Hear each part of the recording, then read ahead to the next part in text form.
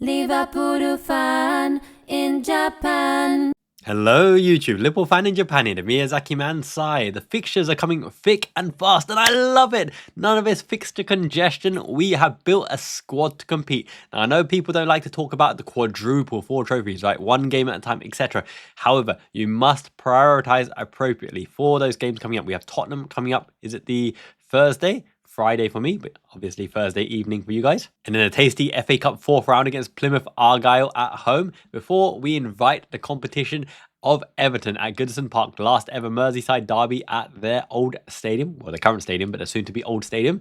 And then we have a kind fixture against Wolves before we travel to Manchester City against, previously our title rivals. Not this season, I'm afraid. However, they have to play Real Madrid in midweek. Isn't it the perfect storm? The fixtures have fallen kindly, and then we end February against Newcastle at home as well. So how do we prioritize? And I'm going to go into the tactics and what we need to look out for and what we need to do against Tottenham in particular. But we have Tottenham coming up. Now, we're 1-0 down in deficit in the two-legged race. However, it's almost 0-0. The reason why? We play every game to win. So imagine that they've got 1 goal ahead anyway. We've got to play the game to win, which will put us on even keels on a 1-1 aggregate score. And if we can't beat Tottenham by more than 1 goal, we deserve everything we're going to get from that fixture. Now, to keep the quadruple on, right, with their injury-laden squad, Mickey van der Ven held back from the last fixture because of potential fitness and injury doubts. And he says apparently he's still not quite right. Obviously, Christian Romero out for a long time. Dragassin's got a cruciate injury as well. Archie Gray will have to do a job at the back. They've got that new signing as well. Haven't had much time to acclimatise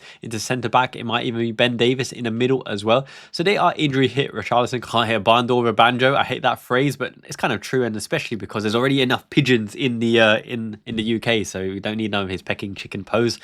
And they've always got the threat, right, with Kulusevski, with Heung-min Son.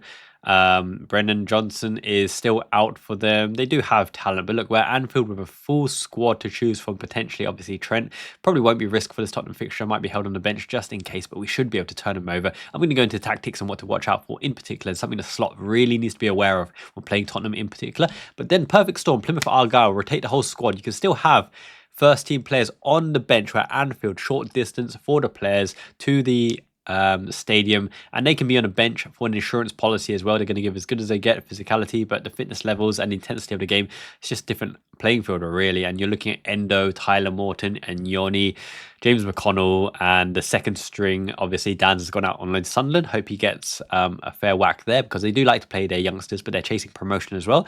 So he really has to break through on merit, and we'll see if he can retain his place in the Sunderland lineup. But then again, we have the strong squad waiting wings.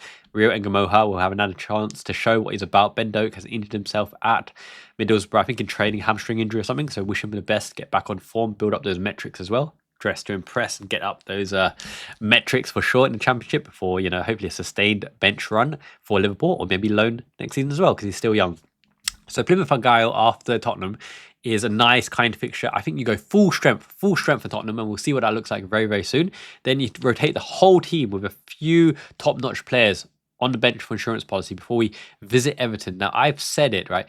Everyone knows that David Moyes has come back. The manager bounce. Haha, Man United, no manager bounce. In fact, it's a free-falling manager decline in Amorim. Ruben interim, as they say. Rashford's beans. Lingard's no longer there, but Rashford's out in Aston Villa. Did you see those press conference face expressions from Marcus Rashford? He almost looks like a different player.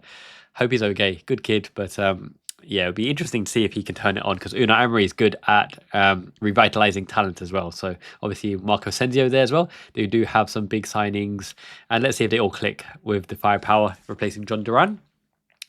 But once again, in that particular fixture against Everton, now I know Kim and everyone else, with the Moyes effect, with the stadium bouncing, their last match, they're going to really want to go for it. But that's the thing. I really think Slot ball is the antithesis of a Moyes ball. If you have Klopp going toe-to-toe, mano a mano, absolutely gung-ho, Gengen pressing, filling the spaces, attacking in the whips, getting the prompt positions to Mane, to Salah, Firmino dropping in the hole, in behind, on the diagonals, workhorse midfield, batting, tackling, end-to-end. And then it kind of suits Moyes' football in a way that he can counter-attack. He can set his team up to counter-attack, play without a midfield, play the three up front in a unit together to try to hit on the break, keep it tight, keep it compact, and keep it low. Whereas with the Arne Slot ball, he doesn't really commit the play. he passes laterally until the opportunity presents itself, until an inviting opportunity presents itself, which means Everton will have to shift from side to side to side and have to choose the timings on when to press, when to commit. Because if they overcommit and we bypass that first press, then they're in trouble because they're out of shape and they're lacking an extra man to outcrowd the Liverpool attack and onslaught. So it'll be very interesting, especially because when Liverpool turn over the ball, we retreat back and we sit back into our own version of the low block zonal defensive shape, and then Everton, the impetus is on them to come at us, and that's not their forte, that's not their strength, and they don't have the skill, creativity or intensity to really, I think, make the play to score a goal with possession. So I think Liverpool's setup currently is all wrong for David Moyes' Everton team, but yet to be seen. It will be a hard game. It'll be hard to break down, but if we get the early goal, I would be confident. I'm very confident in this Merseyside derby, but let's see what happens, right? Slot will be aware of fire and desire and passion and power in that game for sure.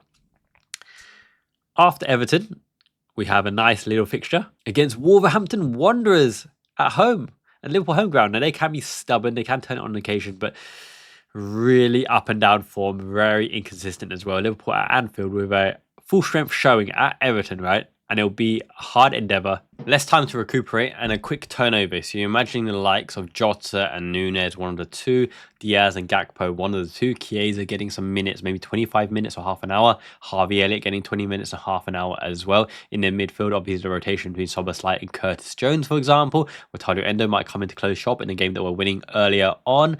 All those kinds of substitutions make sense. Jarell Quansah might even make a surprise appearance, as would Connor Bradley. Potentially, Tsimikas and Robertson is a clear rotation option. Obviously, Alisson Becker, number one, stays in goal as well. So there are options there to not really weaken the first 11, but to target a different part of the play with Tsimikas' delivery, Robertson's energy up and down, Connor Bradley's interplay and connecting with the passing as well. Trent's, ball playing ability, the difference between a Nunez and a Jota. Jota going between the lines of the six and playmaking half space, which allows Salah to go higher up.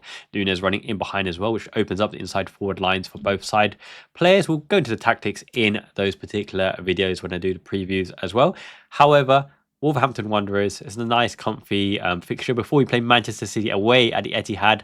However, they have to play Real Madrid, and their only real hope for prominent, proper silverware this season is the Champions League. So they're going to have to go full strength and give and exert a lot of energy against a Real Madrid team who are absolutely battered with injuries as well. Although Alaba is back for them, but I think Rudiger is out, and they've got some other injuries as well. So yes, perfect time, the perfect storm to play Manchester City before a home fixture to round off February against Newcastle at the end. So in terms of prioritization, full strength against Tottenham, turn them over, keep the dream of the quadruple on. Full strength against Everton in the midweek next week as well. Before that, we would have rotated against Plymouth Argyle. Full rotation, weakened squad, but enough to turn them over, get through, substitute big game players if we start a Gakpo, for example, or start a Nunez, for example. As I said, full strength against Everton. Moderately full strength against Wolves with some firepower on the bench for contingency. Full strength against Manchester City, right? Batter them, and then full strength against Newcastle, and we can do it. February is about momentum and about domination, not about resting key players, getting the points on the board and making way through those rounds, right? Very, very important. Okay, so let's get into the Tottenham match preview tactics and how they're looking to line up and what Liverpool need to do to break them down, okay? Now, most of the places are already set in both lineups, I would assume. Kinski, is it Ski or Ski, something like that, right? Pedro Porro, very good fullback. Now, Ben Davis and Archie Gray.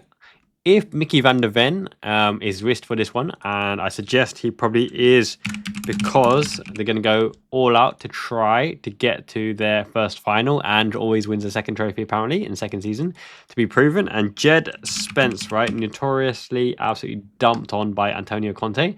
Now, there's a few midfield positions up for grabs here. Bergvall is an outside choice. Basuma, Sarr, Kulusevski. Will Moore start for them? Now, if we just pen some people in that we know, so Son will be here. I would suspect Kulusevski. They want to get him closer to goal because he finished a nice shot as well. Yeah, it's probably Richarlison, isn't it? So the Moore or Richarlison here. If we pen in Sarr for now, Bentancur is very likely as well. And you're probably looking at Bissouma, which means that probably looking something more like that, right? Papi Sarr, Bentancur, Bissouma. But you could put Kulusevski at the top of their midfield and put Moore in and have Richarlison rotating to the whips as well. Bergvall could come in one of the holding roles as well. If Van de Ven doesn't make it, it'll be Ben Davis, for example. So potential options there, and let's see what they're looking to do. I don't think Romero will make this game. And we know what Tottenham like to do. So Pedro Porro has the freedom of the width covered across. Van de Ven's very quick, so he can step up because he has the ability to sprint. Jed Spence isn't the biggest attacking threat, so holding the line of the 6. Sarr will play this kind of Musa Sissoko role, as will Bissouma. So they're looking not to be too adventurous, but to plug in the gap to keep the ball moving, to keep the ball going. Bissouma does have a shot on him as well. Bentancur will try to link up the midfield and the attack. Now, Son, obviously, you know, he plays in more of the half space these days. He used to be able to go around really prominently and do his own version of the silkworm dribble. Richarlison will be a penalty box poacher, but try to link up play, but he won't venture too much beyond these positions here. And Kulusevski plays in the half space because Porro overlapping. Porro in the line of the 10, in the Mazzala half space position, in the half space. He is a threat with delivery, with runs, with shooting as well. So Kulusevski will definitely not look to go around the outside against a Tsimikas or Robertson. He will look to play in the half space and also join in the midfield. And on occasion, don't be surprised if you see this kind of formation. Once again, thanks again, Mike, for that clear button. So don't be surprised for them to go 3 box 3 on occasion, where you have that kind of a lineup, right? That kind of lineup. Son closer to Richarlison, Jed Spence offering the width here. You might even have a Bentancur going on the width on the overlap to give the option for Son to go in. But Son might retain the width for the fact that these two closer to goal, playing with Richarlison. In fact, they may even underlap and go around Richarlison if it's a hold-up play or Porro goes on the outside. But Kulusevski is one of their win conditions in that space. Mo Salah, right winger with the left foot on a numb 10 position. Bentancur threading a ball, having a pot shot. Richarlison looking for spillages. And Son wheedling his way in here with backups aplenty. Richarlison might go on a width to allow Son to go through the middle as well. But Porro is the danger man alongside Kulusevski, and got to keep an eye out for Son as well. Especially, well, Trent Alexander-Arnold's not playing, so you'd expect that Conor Bradley keeps a tight rein on Son. I think Van Dijk and Konate is all wrong for Richarlison, really. He doesn't have the pace to outfox them and the direct running, and his shooting isn't predatory as well. But for spillages, he might be a bit annoying, and they're going to be physically battling out in the midfield with high energy, high press, high line as well. So hopefully we can hit them on a break, but Van de Ven is very quick. If they start with Ben Davis, more limited, but let's see how that gets on. So that is Tottenham Hotspur and what we're expecting them to do as well. They're obviously at Anfield. Will they stick? Will they twist? Will they try to keep it tight? I don't think they can keep it tight, especially with Ange ball. Now, they might on occasion play a really congested midfield and encourage Liverpool to go around the widths, because obviously the straight line run is the quickest run to get your bodies back in position, and then you can hold up with all of your defensive might, really, you know, making it difficult for Liverpool to break them down, because they do have a 1-goal advantage. So they could potentially sit in this kind of shape and make things as awkward as possible, because they'll move as a team and as a unit together, because that is Ange ball throughout. Okay. Just before we get into Liverpool lineup, YouTube membership is the best way to support this Liverpool Fan in Japan channel. As you know, YouTube doesn't pay shiz with ads. It's literally £3, £4, £5 per 1,000 views. 2-3 hours per video and you get £4. So thank you once again to all the members supporting the channel. Gives me those cheeky cheeseburgers, but above and beyond Mackie D's, I'm going for Boogie's Burger, baby. I love me some Boogie's Burger, or some chicken karage with a Japanese crunch. Thank you so much. We're so close to the 100 members. I'd love for it to happen, but also so close to the 8,000 subscribers. So if you haven't already, make sure you subscribe. This is a channel of substance in abundance, the cream of the crop. and this is what you get in the member section, and then we'll go into Liverpool lineup and strategy. The best way to support the channel is through YouTube membership. Becoming a member will give you exclusive access to my tactical masterclass videos, as well as translations and analysis on Endo's book Duel, his vlogs, and my uncensored thoughts on other content creators. Each new member brings me closer to buying new Liverpool kits for Mushroom Boy Ato and Triple Me Mia as they grow up. The Wonder Kid tier gives you priority reply to your comments, as I will see the endo emoji next to your name, as well as invites to live meet and greets in the future, member only polls for video ideas, and custom emojis in chat for just under £3, cheaper than a Mackie D's triple cheese brunch and more fulfilling too. In the LFIJ All-Stars tier, you get early access to videos, member shoutouts in videos, Japanese snacks, and a custom commissioned Christmas card with my handwritten personal message to you for under £9. And in the Emperor Endo tier, me love you long time. Jump on for a 15-minute chat whenever suits every month and let's collab on Liverpool. Up the Reds! All members get exclusive access to the LFIJ lounge on Discord for that juicy and spicy banter in private, an exclusive member number and nickname that will go on your commission goodie, yours to keep forever. So what are you waiting for? Join the membership and be part of the best community worldwide. So thank you for your consideration in joining the next 2 chapters of Wataru Endo's book Jewel, translated, coming in the members section this week. Promise you that will be there for you to enjoy as well. It's really, really tasty chapters. Endo goes into so much detail. Okay, let's look into Liverpool's lineup. What will we do? So Alisson and Queeve Kelleher, first and foremost. Now you've got to look at Queeve Kelleher because he's probably being promised these cup games first and foremost. Kelleher comes in and has never let us down. It'd be a shock really to see Alisson Becker line up. But you know, it is a semi-final where we have a deficit and we're 1 behind. So he might have the conversation, you know, to put Alisson Becker in. Personally, Carabao Cup, semi-final, Kelleher's good enough and probably deserves it on merit. And he's got limited game time, let's be honest, right? Limited game time to really show what he's about. Alisson, if we want to go full strength. Kelleher, if you have a bit of dignity about you and you know, want to see it through. Okay, Van Dijk will obviously come in. We need big Verge, Konate or Kwanzaa. Now we have a 1-goal deficit already, right? So we don't want to concede. We know that Trent will most likely be rested when we make this game. So Conor Bradley is an easy choice, especially because Gomez needs another week or 2 because of the injury to come back.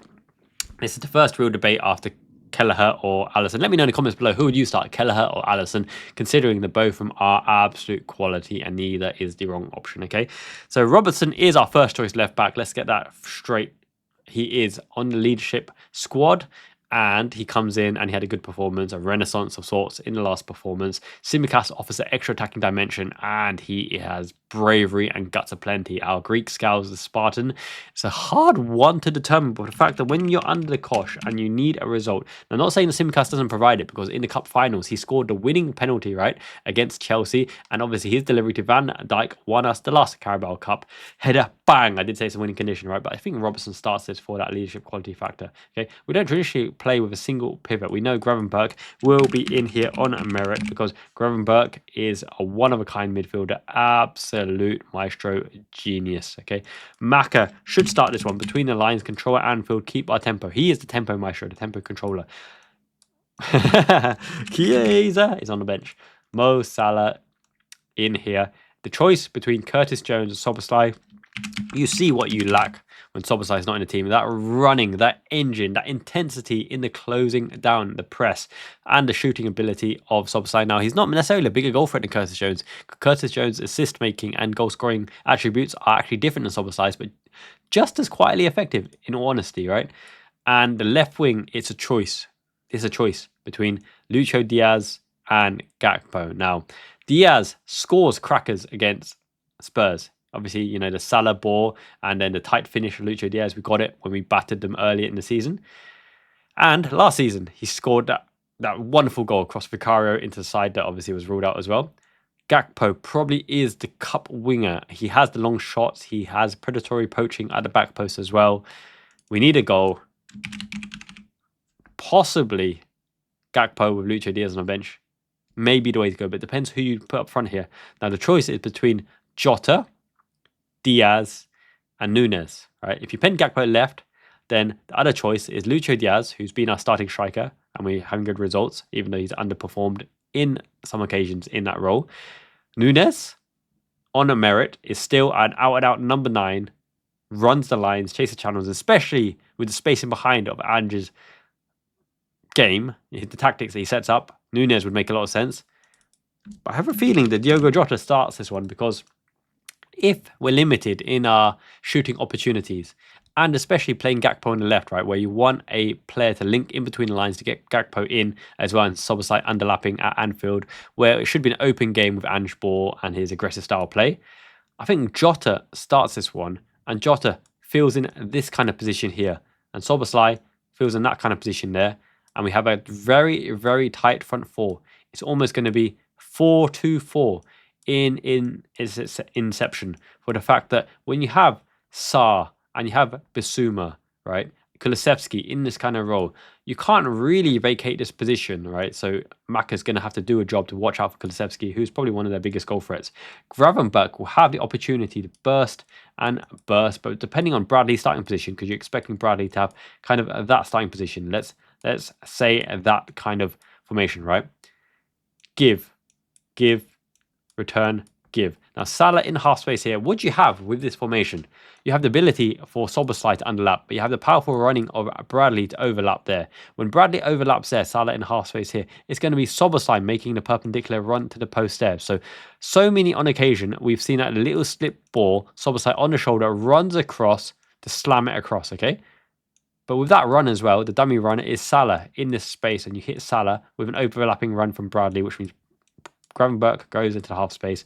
Maka sits in the middle. Van Dijk, Robertson, the overload. The danger is here. The danger is here and here, okay, on the overload. That is where you find Salah predominantly doing his magic, doing his piece of work. When Salah plays with Bradley, Salah can sit in that position more and more, because Bradley will overlap nowadays a lot more than Trent Alexander-Arnold, which means Szoboszlai is the one to make the leading run. It's either Szoboszlai or Diogo Jota. But you see Jota making the overlapping run to the perpendicular on the left more often than not, which means Gakpo comes inside here, and it's Robertson in a half space here. Now, Robertson's delivery, for me, isn't as good as Tsimikas on a sixpence, but if the ball has played it back, then his delivery is top-notch. He really can hit it. But who do you hit on that side? It's kind of Szoboszlai or a Jota, but that facilitates Gakpo going into the half space on the perpendicular and Jota going there. The half space being in this kind of position here. It's the good thing about Jota and Gakpo is they're both very comfortable coming in from the left. So depending on who you want in the middle, and I'd say that Jota's a better header, even though Gakpo's bigger. Jota's the person you hit on the header. But really, it's going to be a tactical ploy to break down that tight midfield of Sarr, Bentancur, and Bissouma. And that really, really is vital that Salah has an influence. If Bradley is doing overlapping and Gravenberch is in the right half space, Salah has to have an influence in that position. Otherwise, we're toast. But luckily for us, he always has an influence in that position. Similarly, Szoboszlai has to make the intelligent runs. And if Jota is dropping in here, Gakpo coming in that position as well, really the rotational value add of having a Diogo Jota and a Szoboszlai is huge. I can see so much upside in it. It's a different game, so let's line this up again. It's a different game if you have a Nunez. And the reason it's a different game, because you might still line up with the two in that position here, your kind of 4-2-4 formation. Let's put these boys back in position for now. If you have a Darwin Nunez up top right, he's going to play on the last shoulder. He's going to be against Van der Ven, who's a pacey player. He's very, very pacey. You're almost looking at Salah as a secondary playmaker. He almost goes into the top of the box, right? Rather than sit in a half-space position here, in this position here, the right-sided inside forward who drops deeper at the top of the diamond, but the side diamond, it means that you can thread a Nunez through. You can hit a Nunez into space on the outside. If Nunez goes on the other side, right, you can look to hit him in that diagonal on behind the space, right, behind Pedro Porro, because Porro will be looking to dominate that space like a Trent Alexander-Arnold, right? Gakpo closing him down, which means on the transition, the Maka ball, the Gravenberch ball, the Van Dijk ball, Bradley probably not so much, the Salah slid ball hits Nunez into that position, and then you got Gakpo darting in, Szoboszlai darting in, Salah sitting on the outside, Bradley, Gravenberch, Maka, everyone chasing and pushing up, because Nunez's ability to get on the end of the ball, even a pullback to Robertson, allows that first time cross into the box where you're hoping, our players can make the most of it, or you pull it back to Gakpo in the half space, and with the lateral run, he's impossible, impossible, impossible, and possible, all the adjectives and adverbs and the vowels to stop having a proper shot. You give him a pot shot at the back post, you overload the back post, you overload the P spot, and everyone diving in as well, right? So Nunez facilitates you hitting it into the channels in behind as well and stretching the game. It's going to be less of a 4-2-4 and more of a box. So a kind of 4-4-2 in its inception until Bradley and the rest catch up as well. So Nunez playing offers a different game. What if this is Diaz? Obviously, Slotty Slot loves his Lucho Diaz up front. Why does he love his Lucho Diaz up front? Because of the energy, because of the work ethic. He and Curtis Jones have the ability to hold the ball in the higher positions. So when you got Lucho Diaz in the play, what he does is he can drop into the pockets, which means when you hit the ball into him here or into a Curtis Jones or Diaz into this position, everyone can hit laterals, because of the fact that Diaz holds the ball up so well and he pulls the players into position where when you hit there, you almost can bypass the first line because of the fact that he won't lose the ball because of his footwork. When he hits the ball there in position, everyone can catch up to the play because his hold-up play is phenomenal. You used to associate hold-up play with your Ibrahimovic, your Jan Koller, right? Your Hartson, your big tanky forwards, your Heskey. But actually, if you've got a skillful forward who's got a bit of physicality about them and techers and tricky footwork, they can hold up the play just as well. And Lucho Diaz allows the play to catch up for the fact that his tireless running, tireless movement, ability to move laterally with the ball, which means people can move into unpredictable positions, and then he plays the ball to someone who played the ball, right? So his ability to carry the ball and make the game slightly unpredictable is an asset as well, especially for the fact that when you go in and around the box, he's an extra attacking threat because obviously Lucho Diaz is always an attacking threat. And his ability, when it's not working for Gakas on the outside, to be the pseudo left winger, which means Gakpo drops into the kind of pocket and makes those unselfish runs to the posts, allows your midfield to push up as well. So that's how I see the game going. I think it will be a feisty game. I think it won't be easy to unlock them, but if we do score early, I can see us scoring 3, so it'd be a 3-0 victory for us. If it is a feisty game and it's 0-0 or 1-1 at halftime, or God forbid, Spurs go ahead, we have real firepower. We have the Nunez, we have the Lucho Diaz, we have the Elliott, we have the Chiesa. But then again, in midfield, you need a different game as well. We have Endo to break up the play to allow our forwards to really, really go forward. We have the Simicast to do those set piece deliveries as well. We have talent in abundance in this squad to change the way of playing. But I think rather than have a passive first half, we go for them. We fight fire with the lateral passing, ball intensity and movement, and try really to test their back line, who will be under the caution, under pressure for the fact that it is very, very much a chop and change back line. And let's give Kinski no margin for putting in a man of the match performance. Bury your chances and bury your shots. Okay, so let me know what you think about the lineup in the comments below. I really think we'll progress, right? We're so much a better team than Tottenham, who can give anyone a game on their day, but we've got the talent in abundance, we've got the squad, we've got the players, and this is to make our first cup final and keep the quadruple dreams alive. Okay, thank you. Smash a like on the video. Have a great day, everyone. Have a great day, everyone. Miyazaki man, Ichiban means the best. The Liverpool fan in Japan community is the best. You guys are for sure the best, better than the best. Jane means ciao.